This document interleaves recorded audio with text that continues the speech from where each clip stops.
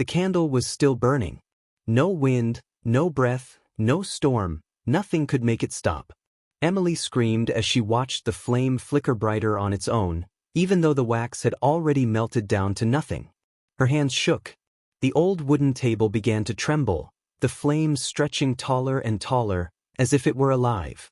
The candle's light turned red, then blue, and then she heard a whisper. "Don't blow me out." The voice came from the flame. It wasn't in her head, it was real. It echoed around the small cabin, bouncing off the cracked walls. Emily stumbled back, hitting the shelf behind her. Every candle on the shelf lit up by itself. There were dozens, tiny ones, big ones, all glowing in strange colors. The air grew hot, and a shadow began forming inside the largest flame, shaped like a person. Emily wanted to run, but her feet wouldn't move. The whisper turned into laughter. A soft, slow laugh that didn't sound human. The flames around her grew higher, brighter, louder. And then, everything went dark. It had started 3 nights earlier. Emily Miller was 14, and she and her dad had just moved into an old farmhouse on the edge of a quiet town in Maine. The house belonged to her late grandmother, who had passed away years ago. It was the kind of place that creaked even when you stood still and smelled like rain and dust. Her dad was too busy fixing the roof to notice the odd things Emily began to see, the small flickers of light in the hallway when no lamps were on, or the way the shadows sometimes moved even when she didn't. She tried to ignore it. New houses were always strange, she told herself. That evening, while unpacking boxes in the attic, Emily found something that didn't belong, a single candle sitting in a glass case. It was thick, black, and smooth, like it had never been used. But there was no dust on it, even though everything else in the attic was covered in cobwebs. She lifted the glass lid and instantly felt a chill, as if the air itself didn't want her to touch it. Still, curiosity won. She picked up the candle. It felt cold, too cold for something sitting in an attic. That night, she placed it on her bedside table, more for decoration than anything else. When she turned off the lamp, the candle suddenly lit on its own. A thin, golden flame appeared on top. Emily gasped and sat up. There were no matches nearby, no spark, nothing. She watched it for a moment. It flickered softly, like a heartbeat. She leaned closer. The flame didn't give off heat. It didn't even burn the wax. She could put her hand right over it and feel nothing. She thought, maybe it's one of those fake electric candles. She reached for it, but as soon as her fingers touched the wax, the flame grew taller. The light filled the room, bright enough to cover the walls. Emily quickly pulled her hand back. Then she heard it. A whisper. Faint, like someone breathing just behind her ear. Emily froze as the shadow crept closer along the wall. It stretched higher, twisting its shape until it almost looked like a person. Then it stopped, right beside her bed. She couldn't move, couldn't scream. The air was heavy and cold, pressing against her chest like a weight. The whisper came again, slow and clear. "You shouldn't have thrown me away." Emily's eyes darted to the window. The candle was gone. Only the faint orange light of its flame danced across her walls. Then she saw it, right there, on her desk. The same black candle she had tossed outside minutes ago. It stood upright, perfectly still, with its blue-gold flame burning quietly as if it had never left. Her voice shook. "Who's there?" The flame flickered once, twice, and then began to stretch again. From inside the flame, a face started to form, faint at first, then clearer. It was pale, with hollow eyes and a cracked smile that didn't look human. Emily stumbled backward, bumping into her dresser. "Dad!" she screamed, but her voice barely came out. She ran to her door and tried to open it. It wouldn't budge. The handle was ice cold, frozen solid. The flame on the candle pulsed brighter with every second. Then she heard footsteps outside her room. Slow, heavy, dragging footsteps. Her father's voice called out, half asleep. "Emily? You okay in there?" She wanted to yell back, but when she opened her mouth, no sound came. The air in her room was too thick to breathe. The doorknob rattled. Her dad pushed, but the door didn't move. "Why is it locked?" he said, confused. Emily looked back at the candle. The face inside the flame was smiling wider now, and its mouth began to move, forming silent words that Emily couldn't understand. Then the whisper returned. "Don't tell him." The door suddenly burst open. Her dad stepped in, a wrench in one hand and worry in his eyes. "Emily, what happened? Why is it so?" He stopped mid-sentence. The candle was burning on the desk, but its light filled the room like a floodlight. He stared at it for a long moment, blinking. "Did you light that?" he asked. Emily shook her head.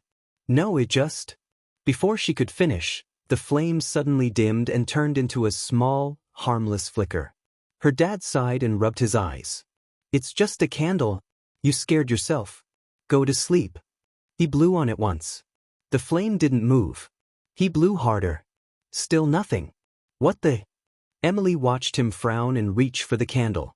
"Don't touch it," she yelled, but it was too— The entire hallway glowed with a strange light.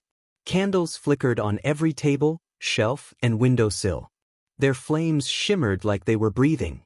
Emily's heartbeat pounded in her ears. "Dad!" she shouted, but the only sound that answered was the low hum of the flames. She ran down the hall to her father's room and pushed the door open. The bed was empty. The window was open, the curtains swaying in a slow, eerie rhythm. She stepped closer and froze. There was a single candle burning on his nightstand, the same black kind. The flame tilted toward her like it was watching. "Dad?" she whispered. No reply. She walked backward toward the door, not taking her eyes off that candle. The whisper came again, soft, familiar, almost comforting now. "He's gone where the light takes him." Emily bolted down the stairs. The living room was full of candles. Hundreds of them, glowing in the dark, placed neatly in circles around the floor like someone had arranged them on purpose. The smell of melted wax filled the air. In the center of the room stood the same black candle she had found in the attic, taller now, its flame burning pure white. And there, in front of it, was her father's wrench, lying on the floor. It was covered in frost. Emily's breath came out shaky. "Dad," she called again, but her voice sounded small and scared, swallowed by the house's silence. She backed away until her heel hit the rug, and then she tripped. The moment she hit the floor, every candle flickered. The flames stretched upward, almost like they were reacting to her fear. The house trembled lightly, the windows rattling. Suddenly, she heard a sound from behind the wall, a faint knocking. Her eyes darted toward the old fireplace. The sound came again, louder now. Then, a voice whispered from inside it. "Help me." Emily's stomach twisted. It was her dad's voice. She crawled closer, eyes wide with disbelief. "Dad? Where are you?" "Emily," the voice said weakly. "The light, it's everywhere. Don't touch it. Don't." The voice stopped suddenly, cut off by a low, crackling sound. The candle flames turned blue. She stared into the fireplace, trembling. For a second, she saw movement, a faint shape in the dark, reaching out toward her from inside the chimney. A pale hand. Emily screamed and stumbled backward, grabbing the nearest candle and hurling it at the fireplace. But instead of shattering, the candle froze midair, hanging there, spinning slowly, before setting itself gently back down on the table. The flame never went out. Then, all at once, every candle in the house blew out. The room went pitch black. Silence. Emily's breathing was loud and uneven. She fumbled for her phone and turned on the flashlight. The weak beam cut through the darkness. The living room was empty. The candles were gone. The rug, the wrench, the melted wax, everything had vanished. She turned toward the staircase, and her blood ran cold. A small trail of candle wax dripped down the steps, glowing faintly. It led upward, toward the attic. Emily hesitated. Her body screamed to run, but her mind told her she had to know what was happening. Slowly, Emily dropped to her knees, shielding her eyes from the unbearable light. The air in the attic crackled like electricity, and her ears rang with hundreds of overlapping voices whispering at once. "Let us burn. Let us see." Her heart pounded so loud she could barely hear herself scream. When she finally dared to look up, the light was gone. The attic was quiet again, but her grandmother's chair was empty. Only the black candle remained, still burning, its small flame calm and steady, like nothing had happened. Emily crawled toward it, shaking. "Grandma," she whispered. Silence. The candle flickered once. Then the whisper returned. "You shouldn't have come here." She jumped back, slamming into a stack of old boxes.